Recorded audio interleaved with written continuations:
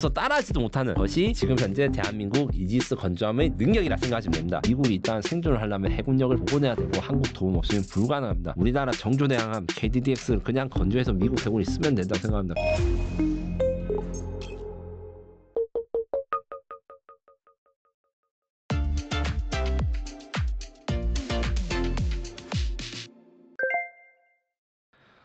사실은 한국 이지스함은 세계 최고 수준이 아닙니다. 더 강력한 거는 세계에서 제일 강력한 이지스함은 일본이 가지고 있습니다. 그런데 왜 관심을 뒀냐? 일본이 성능은 세계 최고인데 이지스함을 건조할 능력, 그 다음에 운영하거나 유지하고 빠르게 건조하는 능력, 그런 건 갖추지 못합니다. 이 속사정이 되게 황당하고 웃깁니다. 오른쪽에 있는 사진은 일본의 이지스 시스템 탑재함이라고 합니다. 우리 정조대항함보다 훨씬 더 좋은 레이더를 가지고 크기는 비슷하고 이제 발전된 성능을 가지고 있는, 기술적으로는 제일 진보된 세계 최고의 전투함이라 할 수 있는데 일본은 세계 최고의 전투함을 가지고 행복하지 않아요. 만들고 싶어서 만든 게 아닙니다. 왜냐? 원래 지상형 이지스 어쇼라는 게 있었습니다. 이지스함 같은 경우에 배를 띄워서 북한의 미사일을 막기 때문에 배를 운영하고 유지하는 비용이 비싸서 지상에다 기지를 설치하면 유지 비용이 싸기 때문에 그거를 도입했으나 만들고 보니까 문제가 생겼어요. 이지스 어쇼 혹은 이지스함에서 MD 미사일 디펜스라는 데는 스탠다드 SM3라는 미사일을 사용합니다. 요거는 뭐 3단 로켓으로 돼 있어가지고 부스터를 쏴가지고 떨어뜨리고 이렇게 갔는데 발사 부지를 보니까 이 부스터가 민가에 떨어진 거예요. 그래서 지역 주민들이 항의를 하고 거기 국회의원들이 당장 때려치라 해서 때려치는데 어쩌겠습니까? 이지스 어쇼 레이더 시스템을 이미 먼저 구매해서 물리면 위약금을 내야 됩니다. 이거 달고 뭐든지 어떻게 해야 되는데, 그래서 일본은 처음 하던 대로 배에다가 이 레이더를 붙이자 해서 만들다 보니까 그냥 만들면 억울하자. 이 이지스 어쇼 레이더를 배에다 얹으려니까 이 레이더가 굉장히 크거든요. 그래서 큰 배를 만드는 김에 성능도 좋고 이런 거 이것저것 다 넣자 해서 일본의 이지스 시스템 탑재함, 세계에서 제일 좋은 이지스함이 나올 예정인데 한 척에 3조 6천억 원, 정조대항함의 3배입니다. 말이 안 되는 가격이고요. 사실 일본이 돈이 많아도 이거 정말 부담스러워합니다. 억지로 만든 것이기 때문에 세계 최고의 성능을 가진 것은 일본이 건조 중이다. 하지만 배를 자체를 만들고 관리하고 정시에 만들고 통합하는 이지스 전투함 건조 능력이 미국의 원조를 능가한다. 미국에서도 배우고 싶어 해서 온다. 하지만 따라할 능력이 없어서 따라하지도 못하는 것이 지금 현재 대한민국 이지스 건조함의 능력이라 생각하시면 됩니다. 정조대항을 폄하하는 게 아니라 정조대항은 가격에 맞게 제 성능에 맞게 낮게 맞게 잘 됐어요. 하지만 요거보다 더 오버된 성능, 물론 의도는 하지 않았지만 이런 것들은 미국이 아니라 일본이 가지고 있다. 그리고 요걸로 당연히 원치 않은 걸로 만들었기 때문에 요거를 잘 만든다 해서 일본이 뭐 군함 건조 능력이 세계 최고다 이렇게 말할 수는 없다. 이렇게 생각하시면 됩니다. 만들고 싶어서 만든 게 아니고 만들다 보니까 돈이 아까워서 돈을 더 투자하니까 이게 효율성도 낮고, 가령 정조대함이랑 미사일 탑재 능력이 같아요. 128개의 미사일을 탑재하는데 가격이 3배라잖아요. 레이더 성능 좋은 건 맞지만 이거는 사실 배에다가 얹는 게 아니라 지상에다가 얹었어야 되는데 일본의 어처구니 없는 행정착오로 이런 사건이 생긴 것이죠. 저는 처음에 이 뉴스가 나올 때 가짜 뉴스인가 했습니다. 미사일 기지를 만들었는데 만들고 보니까 미사일 발사할 때 민가에 떨어져서 못 만든다고 하는 게 뭔 말인가 빵인가 싶고, 한국에서 이렇게 하면 누구 감옥에 몇 명 갔을걸요. 그렇습니다. 정조대항함은 적절하고 성능에 좋은 이지스함입니다. 그리고 배를 만드는 능력, 이지스함이 건조한 능력, 미국의 이지스 시스템을 만드는 로키드 마틴도 인정했습니다. 한국이 세계 최고로 잘 만듭니다. 정조대항함의 기술적 한계는 몇 가지 있습니다. 그 이지스 시스템으로 대공 방어 능력이 높은데 수동형 유상배열 레이더 스파이1을 사용합니다. 요 같은 경우에는 능동형 유상배열 레이더를 사용하는 미국의 최신 함선이나 아까 전에 일본의 최신 이지스함, 중국 배보다는 레이더 성능이 약간 떨어집니다. 이건 어쩔 수 없는 사실이고요. 합동 교정 능력, 그러니까 딴 비행기나 딴 배가 포착한 목표를 대신 공격해주는 이런 능력도 좀 생략돼 있어서 앞으로 발전을 해야 될 게 많습니다. 그럼에도 불구하고 적절한 성능과 가격, 특히 공격력과 방어력, 그러니까 화력, 이들이 다 균형을 맞추고 있기 때문에 정조대항함의 성능이 굉장히 좋고 인상적인 거는 미국도 인정하는 바이고, 서방 측 유일의 탄도탄 플러스 이지스 구축함이라 썼는데 이게 뭐냐? 공격을 할 때는 탄도미사일 현무 4-2로 공격을 하고 방어를 할 때는 탄도미사일 방어할 수 있다. 그래서 탄도탄으로 공격을 하고 탄도탄을 막을 수 있는 세계에서 유일한 이지스 구축함이다. 이렇게 생각하시면 됩니다. 또 이지스 시스템이라는 거는 전투 체계고 전투 체계라는 건 쉽게 말해가지고 사무실을 다 꾸미는데 하나의 회사가 다 꾸미는 거예요. 그래서 컴퓨터라든가 레이더 이런 것들이 다 모여져 있는데 정조대왕의 음파 탐지기는 중주파, 바오소나 그다음 견인소나 뭐 이런 여러 가지 음파 탐지기가 있어요. 이게 국산에서 만든 거고 세계 최고의 성능을 자랑합니다. 그래서 잠수함을 탐지하는 그 청음 능력 요거는 굉장히 좋다. 요건데 정조대왕 성능이 더 좋지만 성능보다 더 중요한 건 정조대왕을 만든 조선소의 실력입니다. 한국 조선조의 역량이 한계가 없다 쓰는데 저는 이게 과장한 것이 아니라고 생각합니다. 다른 나라, 특히 미국과 비교해서 독보적입니다. 다만 한 가지 걱정은 있습니다. 한국보다 먼저 미국 방위산업, 미국 군함 건조에 뛰어든 나라가 있습니다. 어디냐? 이탈리아. 이탈리아의 가장 큰 방산기업인 핀칸티에리 그룹은 미국이 군함을 건조한다고 했을 때 이제 자신들이 만든 FREMM이라는 호위함을 미국식으로 개조한 것. 그걸 컨스텔레이션이라고 제안해서 거의 한 몇십조 원 단위 계약을 따냈어요. 그래서 오른쪽에 보면 핀칸티에리 마리네트 마린 조선소라는데 미국의 조선소를 이 이탈리아가 인수를 해가지고 이제 미국 해군에 의한 배를 우리보다 먼저 건조했는데 조선소 사람들이 일을 너무 못해요. 그리고 미국 해군 자체가 역량이 없어서 건조가 계속 지연되고 일정이 늘어나고 비용이 증가하고 있습니다. 사업 지원과 문제 다발을 하고 있는데 솔직하게 제가 약간 반농담으로 했을 때 뭐 이탈리아 사람들이나 미국 사람들이나 뭐 여름에 휴가 2달 가는 건 똑같지 않나 이런 생각이 드는데 물론 이제 이탈리아의 조선 기술이 아무리 발달했어도 이탈리아의 조선 기술 그러니까 배를 만드는 수준은 높은데 생산 기반 그러니까 대량 생산, 표준화된 생산 그리고 감리라든가 시공 문제에서는 우리나라를 따라잡지 못하기 때문에 이런 사고가 나올 것이고 물론 우리나라가 인수한 필리 조선소 혹은 이제 우리나라가 MOU를 맺은 뭐 뉴포트 조선소 뭐 이런 애들도 문제가 생길 수 있어요. 하지만 우리는 그것을 잘 이겨내도록 자신감이 있고 경험이 있다. 물론 이번처럼 이제 우리나라 기술자들이 좀 미국을 도와준다고 입국했는데 뭐 아이스가 닿아가지고 다 추방하면 우리가 미국 조선을 도와주지 못하겠지만 설마 트럼프가 또 그러겠습니까? 자기네들 잘 되라고 지금 도와주는 건데. 그래서 한국 기술자들은 지금 미국 조선소에 진출해서 미국 조선소들의 바닥부터 그 문화 개발 프로세스 이런 걸 다 뜯어고칠 준비가 되어 있다. 이렇게 말씀을 드릴 수 있습니다. 최연함은 일방적으로 집니다. 하지만 일방적으로 지긴 걸 알기 때문에 자신들의 적절한 운영 방식을 사용합니다. 먼저 그 진수식 이야기부터 잠깐 이야기 드리겠습니다. 최연함 진수식 사고는 사이드 런칭이라는 방식을 사용해 가지고 생긴 비극입니다. 무슨 말이냐? 최연함 1번함은 괜찮은데 2번함이 좌초돼가지고 난리가 났는데 2번함에 건조한 조선소에서는 도크 그러니까 빈 공간을 만들어 놓고 나중에 다 만들면 거기다 물을 채워가지고 배를 띄우는 요 시설이 없어서 위 땅에서 만든 다음에 기울여가지고 배를 진수 물에 빠뜨리는 그걸 했는데 이걸 사이드 런칭이라 합니다. 요 사이드 런칭을 한 이유가 뭐냐? 김정은이 유튜브 보고 멋있어서라고 했는 게 저희 생각입니다.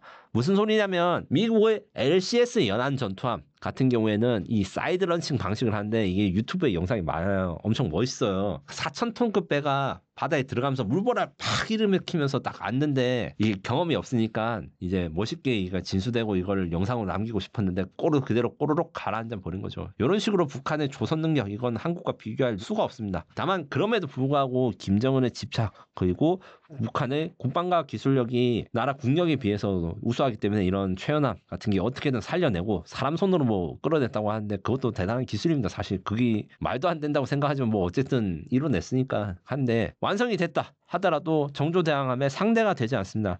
일단 최연함 헬기 착륙원단이나 헬기 탑재가 안 됩니다. 그래서 정조대왕함에 탑재된 MH-60R 해상작전 헬기로 원거리 탐지가 가능해서 일방적으로 원거리에서 먼저 보고 먼저 쏠 수 있습니다. 최연함은 그게 불가능합니다. 공격 부분에서 최연함 같은 경우에 다만 이제 우리나라랑 이거 이지스함 그러니까 이지스함 대비 최연함 크기가 반 정도인데 미사일을 굉장히 많이 탑재했어요. 100발 이상 탑재했기 때문에 그리고 정조대왕하면 좀 의식한 게 있습니다. 뭐 초음속 대함미사일, 장거리 대함미사일 같은 거를 이번에 공개도 하고 해서 공격력 자체는 비슷하고 방어력이 최연함 같은 경우는 어떻게든 자기들이 만들 수 있는 한계까지 밀어붙였습니다. 3종류 이상의 대공미사일을 탑재하고 아마 러시아에서 수입될 걸로 추정되는 근접 방어 체계도 장착했습니다. 그래서 최연함의 방어력은 북한의 모든 다른 군함들 중에서도 탑티어 몇 배 이상 향상되었으나 그럼에도 불구하고 한계가 있습니다. 북한이 대공미사일 뭐 이런 거 만들 능력이 쉽지 않고 한번 만들 그 배를 위해서 이지스처럼 만들기 쉽지 않으니까 선택한 방식은 뭐냐?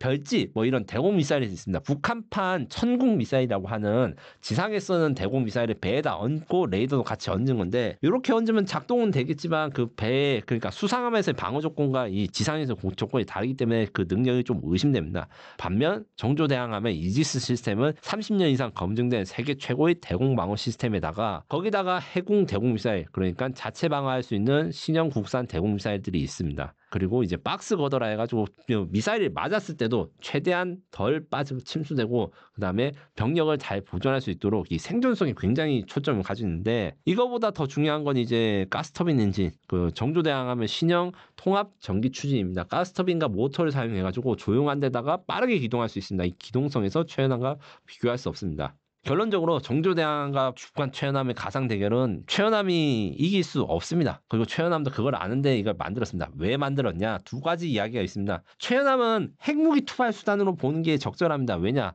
잠수함에서 SLBM 발사할 수 있는 시험 같은 거 공개했지만 그 잠수함의 성능이 형편은 없습니다. 두 번째로 자신이 김정은이라고 가정을 해봅시다. 내가 핵미사일 발사를 내 원하는 데 발사하고 해야 됩니다. 근데 북한이 잠수함에 미사일 발사 명령을 내는 게 굉장히 힘들어요. 잠수함 수중에 있으니까 전파가 웬만해선 통하지 않습니다. 그래서 발사 명령을 내리기 위해서는 뭐 초장파 뭐 이런 특수한 안테나가 필요한데 이게 뭐 대충 60에서 80m짜리 엄청 긴 안테나 같은 게 있어야 됩니다. 전쟁 나면 바로 터지죠. 왜냐하면 그걸 숨길 수도 없고 다른 걸로 위장도 안 되니까 위치가 다 노출됩니다. 그런데 배에 있으면 어떻게 된다? 뭐 얼마 전에 영상 보시고 이제 다른 그 조한범 박사님도 지적을 했는데 배에다가 핵미사일 실어놓고 하면 김정은 여기 직접 타서 필요할 때 명령을 내릴 수도 있고 그리고 바다에서 있는 게 이제 지하에서 있을 때보다 안전할 수 있기 때문에 자신이 핵미사일을 직접 끌어안고 필요할 때 발사하기 위해서 북한이 가능한 모든 기술력을 집어넣어서 북한이 만들 수 있는 한계까지 성능을 높였지만 그래도 이지스하면 안 된다.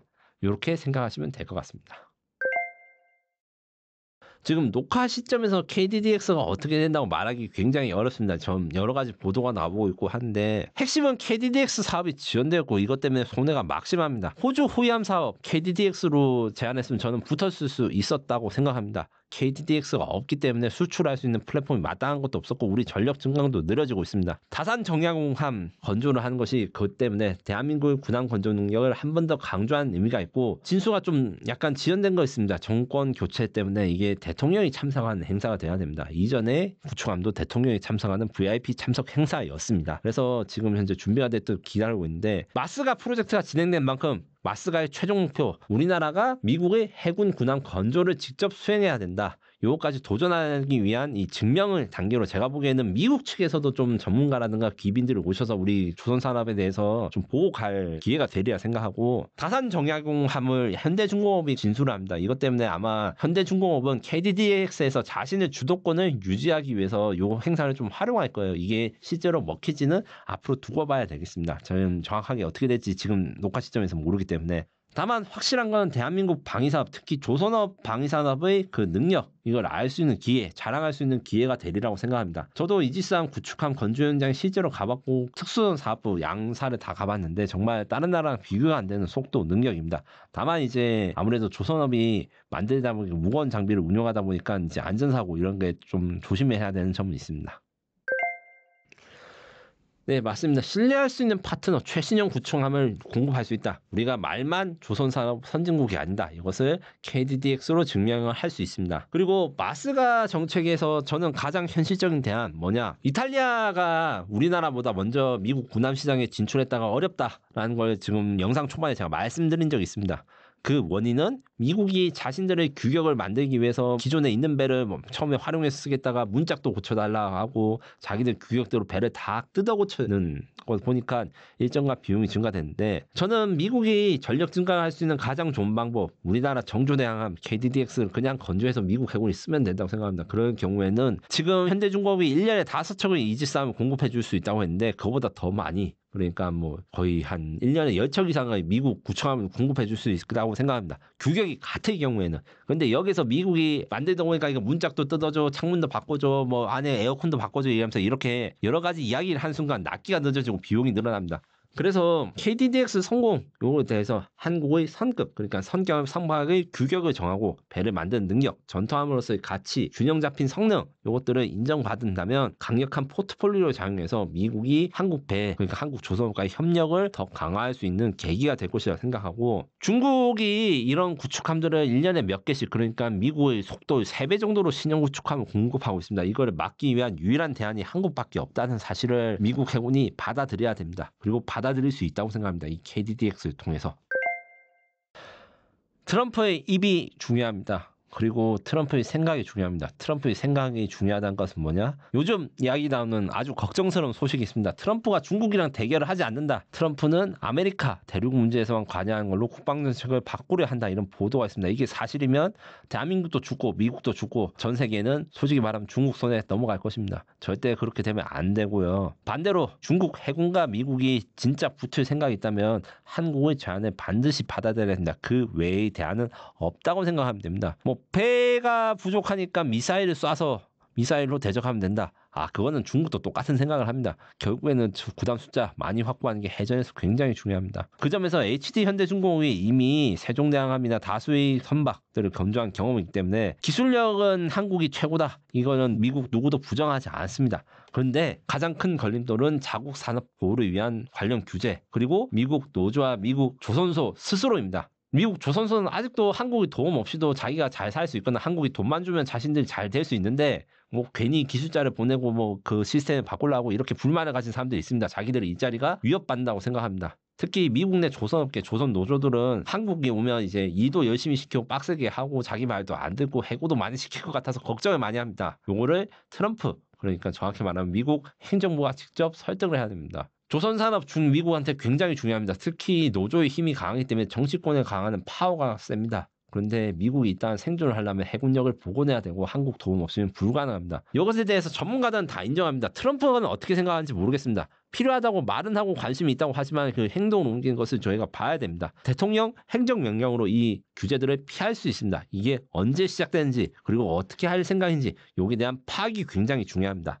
그 전까지는 지금 현재 시나리오 즉 MRO 및 후방 지원을 하는 것부터 시작해서 미국 해군과의 신뢰관계, 거래관계를 쌓아야 됩니다. 그래서 단기적으로는 지금 HD 현대중공업, 하나오션 둘 다 미국의 지원함, 그러니까 보급함이나 유류함 같은 것들에 대해서 MRO, 그러니까 정비, 수리, 그 다음에 작전 환경이 닿을 수 있게 이제 오퍼레이션을 하게 해주는 이런 MRO 사업을 진출하고 있고 장기적으로는 이제 협력 범위를 늘리고 전투함 MRO, 그 다음 전투함 건조까지 가야 되는데 여기에 대해서 지금 미국의 반대 여론을 막을 수 있는 사람이 정말 트럼프밖에 없습니다. 트럼프가 어떻게 생각하는지가 정말 미국의 운명을 가르고 대한민국과 아시아의 운명을 가를 수도 있다. 요거를 좀 트럼프가 생각을 하고 빨리 결정해 주셨으면 좋겠습니다.